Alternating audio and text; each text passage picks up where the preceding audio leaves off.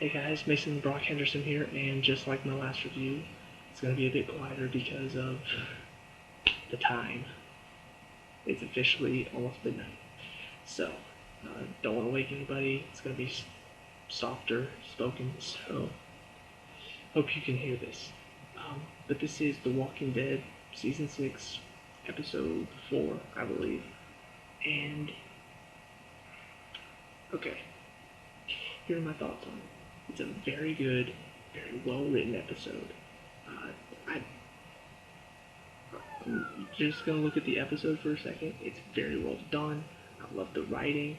I love how, you know, the first part of the episode just hardly any words spoken and still so much message and story conveyed. I love that.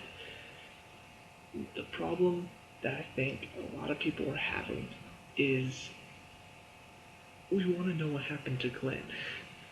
And so the fact that you finished with that last episode, and then now we have this episode, and you're just like, that's great. I love the story and all, but could we have done this at a different time? And I was watching it with my brother, and the whole time he's like, this is stupid. It's a good episode, but it's stupid timing.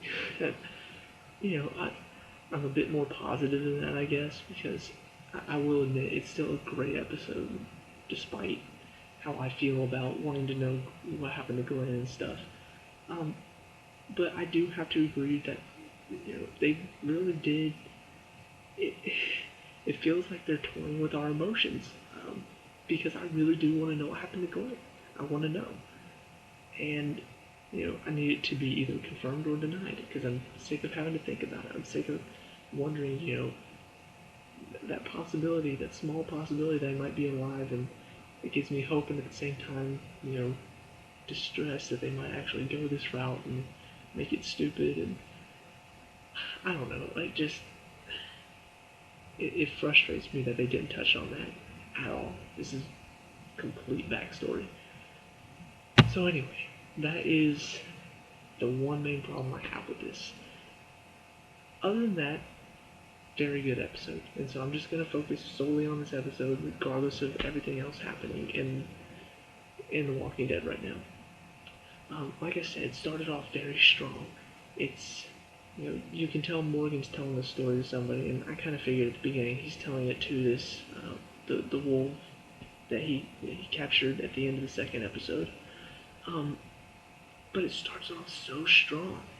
He's arguing with himself, saying, here's not here. Tell me how it is. All this stuff he's got writing on the wall. Very much how we saw him. I want to say that was season 3, when Michonne, Carl, and Rick all went to town, and he tried to kill them. I think that was season 3. I can't remember now. But you could tell he was very much messed up in that episode.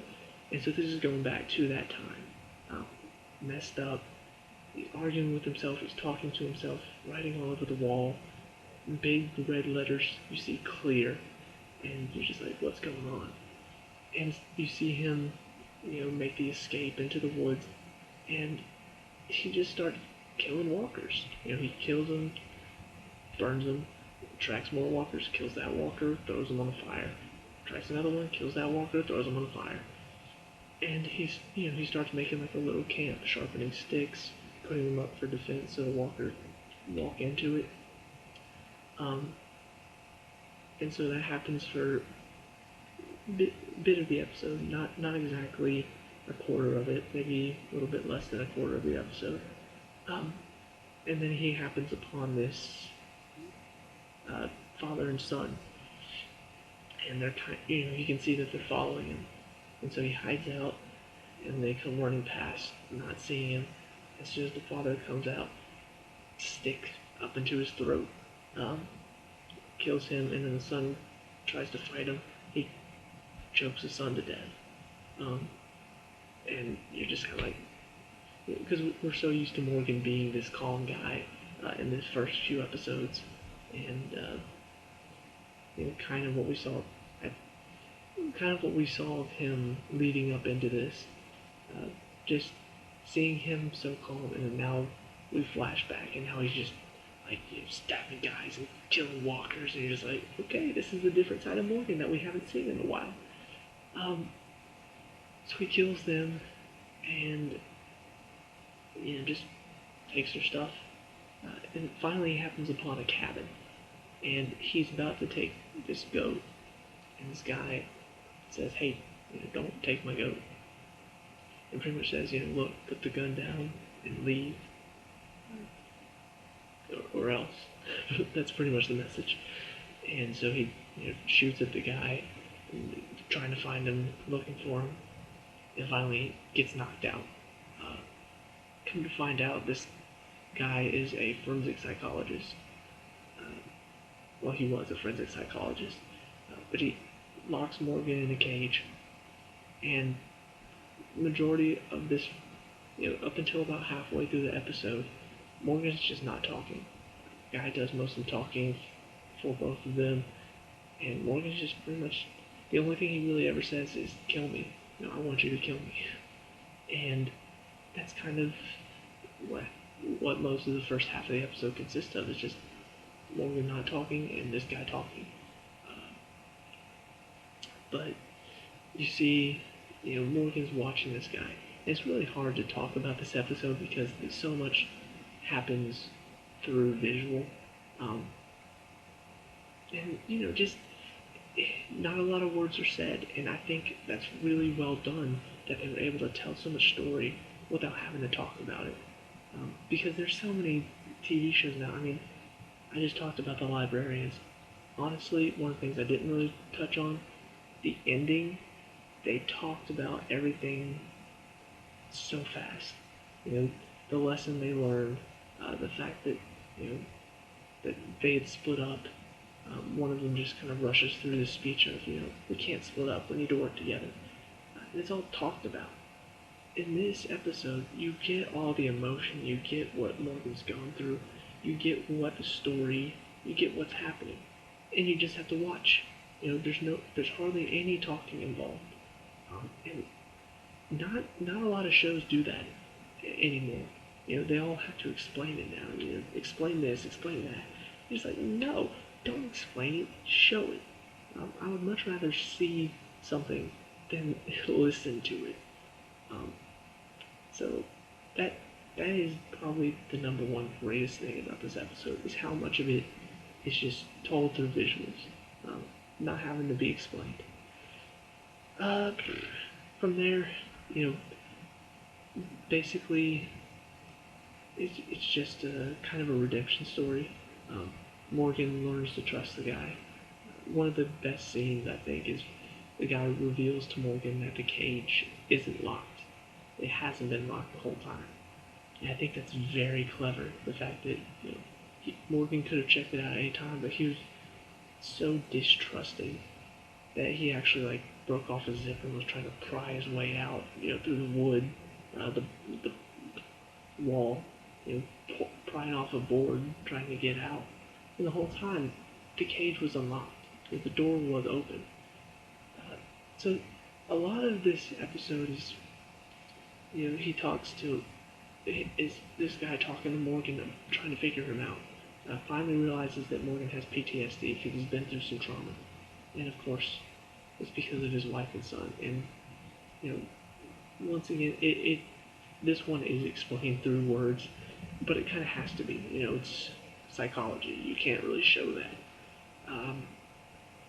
So this guy kind of figures Morgan out and slowly teaches Morgan this style of living where every life is precious, and this fighting where instead of attacking, you just defend and you deflect their attacks, which we've seen Morgan do with the wolves. So this is the guy that taught him all that. Let's see. I don't really want to try to recap everything, because if I try, this is gonna be like an hour-long review. Because this is an hour and a half long episode, which is very daring to do an hour and a half long episode after such an intense episode last week. and make it all about Morgan. That long of a story, but it's needed to understand Morgan's story. You need that long to talk about it. You need that long to show it. So that's the main point, is that yes, we want to know what happened to Glenn. Yes, it would have been nice if this were just an hour and you don't have to sit through a ton of stuff, but it really is needed.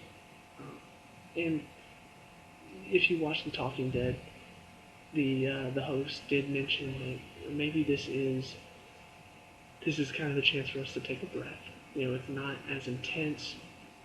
It's a backstory, but it's a chance to catch our breath before we go on to find out what happened. What happened with Rick, what happened with Glenn, what all happened with that. Let's just take a breath. Let's just calm down before we go any further.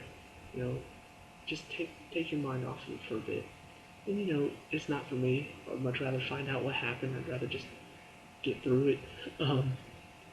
But I can see that point. I can see that some people may need to just take a break from the story for a second, because it really was kind of gut-wrenching last week. So I totally understand if that is the case. But let's see. Other interesting points about this episode. There are three main things I want to talk about. First of all is the story of this psychopath that killed, his name is Eastman? Killed Eastman's family. You hear this story, you hear about this guy who was trying to trick people into thinking he was psychologically okay, and Eastman comes in, sees through everything. This guy tries to kill him, gets away with it, gets out of jail, goes kills Eastman's family, and then just goes back into jail. And pretty much, that's it. He gets away with that because everybody didn't see through, didn't see the lies. And so you're like, man, that's depressing. And you're like, okay, I get this whole life is precious thing, but how can you not? Just that's a little too far for me. Like, I can get on board with life is precious for the most part. There are a few people that in my life that I might think, okay, like the stupid people in your life that maybe you don't want to kill, but you don't really want them a part of your lives. And to say life is precious for them is like, okay. But if some guy, like, came into my house and killed my entire family and left me alive, I'm sorry, that would not be okay. Like, every part of the good part of me would definitely be like, you can't stoop to his level, you can't just kill him, that's wrong. But still, like, a majority of my heart and my mind would be like, this is not okay. And so to see him, Morgan's like, so every life is precious, even his, and it's just like, every life is precious. Like, you're not really answering the question. Come to find out, first of all, he built the cage for that guy. He was going to keep him in there and starve him. After Eastman gets bitten, I'll get to that in a second, because that's another part I want to talk about. After Eastman gets bitten, he finally confesses to Morgan that he really did kidnap that guy and starve him to death. And then after that is when he finally decided, I'm not killing anymore. And I think that's just, even though it goes against what he's been talking about, you totally understand. It's not like you blame him. Like, he killed the guy, how dare you? Like, we're human. It's part of our nature that when something that horrific happens, our nature is to get justice, to get revenge. That's who we are. We crave justice. And so to see him admit that, it's not only does it help Morgan kind of solidify his decision, because obviously this guy has not killed anyone since, but it kind of helps Morgan to realize, okay, this guy has finally admitted his mistake. So now he can finally get on board. Because it's kind of like religion in a way. Um, if I were talking to you about my Christianity, my religion, if I were talking to you about it, and I claimed that I do no wrong, well, nobody would want to get on board with that because, well, that's impossible, and it is.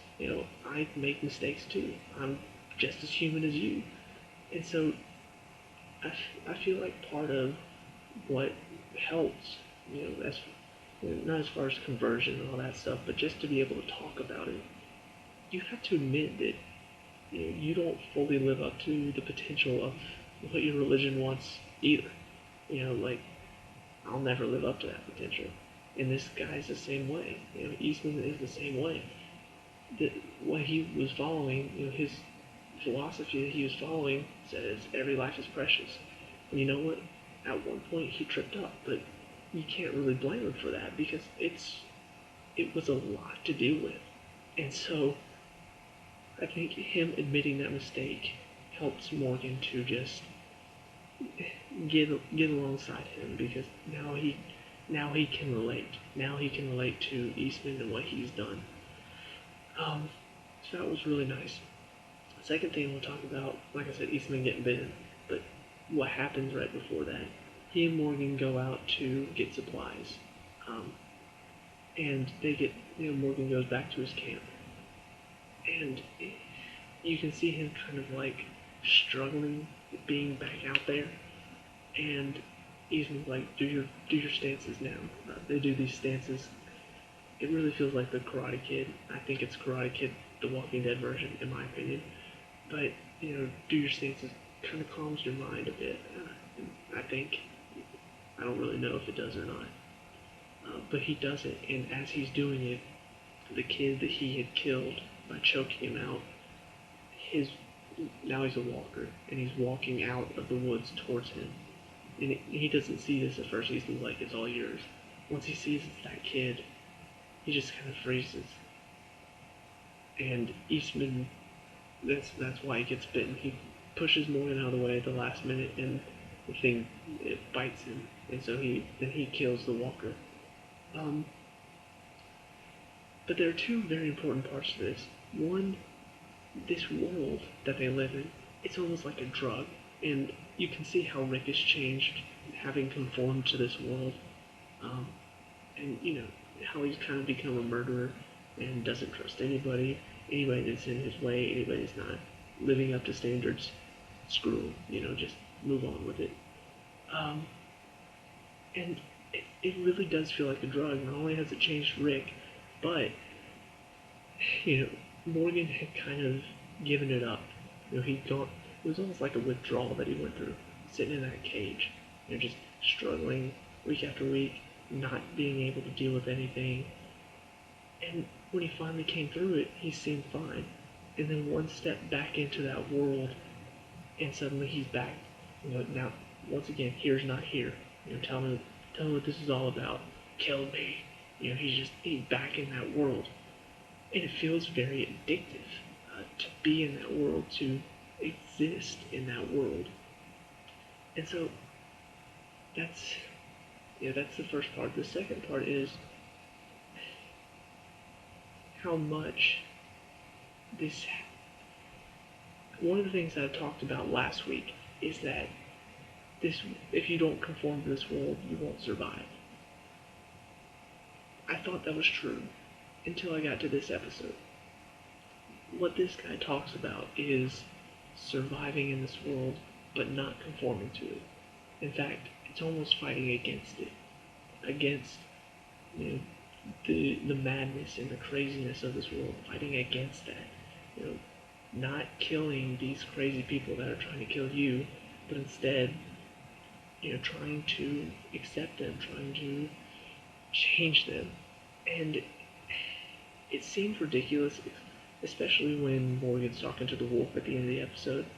I'm sitting here like, okay, when Eastman talking to Morgan, that's one thing, because Morgan, yeah, he was a little crazy, but he didn't seem like crazy psychopath. He just seemed crazy, like trauma-induced crazy.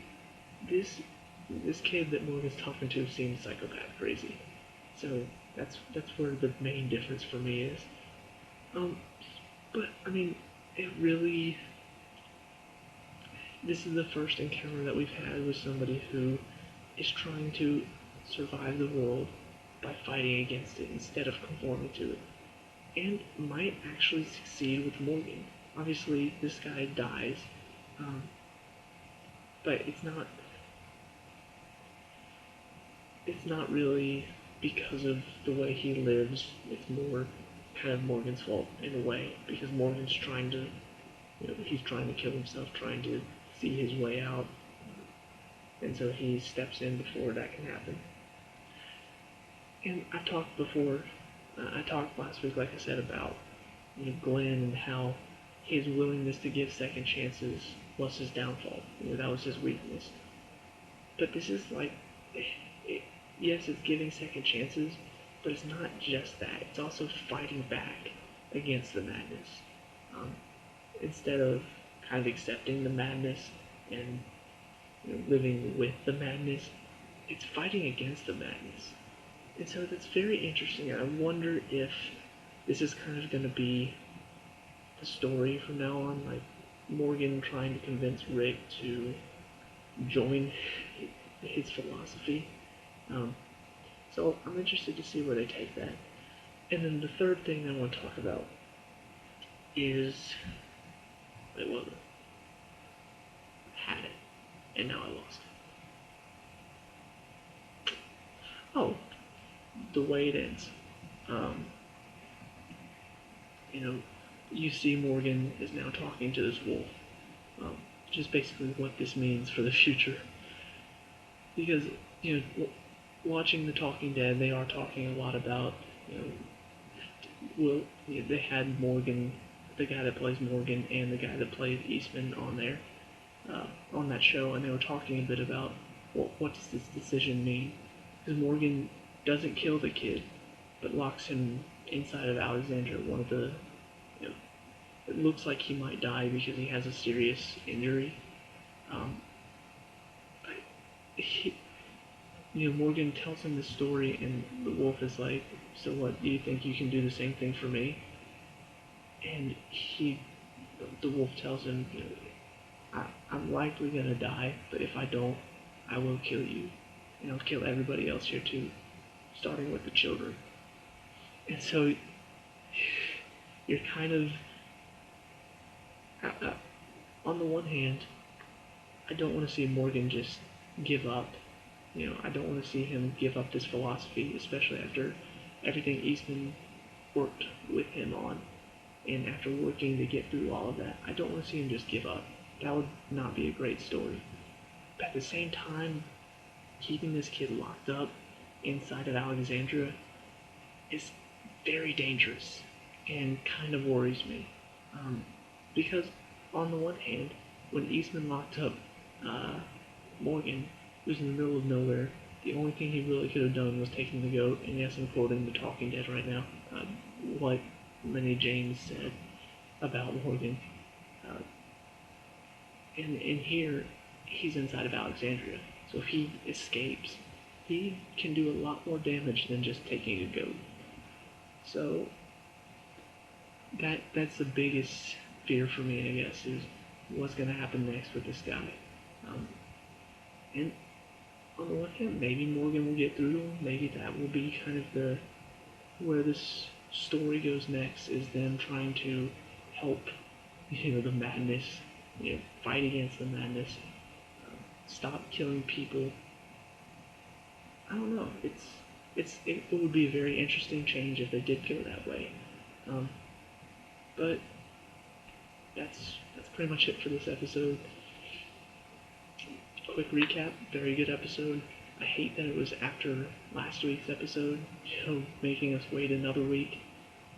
But well directed, well acted, shot as far as the camera. It's just really well done episode. Just at the wrong time. So that's it for this review. I will review the second Librarians episode tomorrow, probably in the morning. So hope it's better than the first, because the first was okay. I want it to be better. But I'll see you guys at that review. Peace out.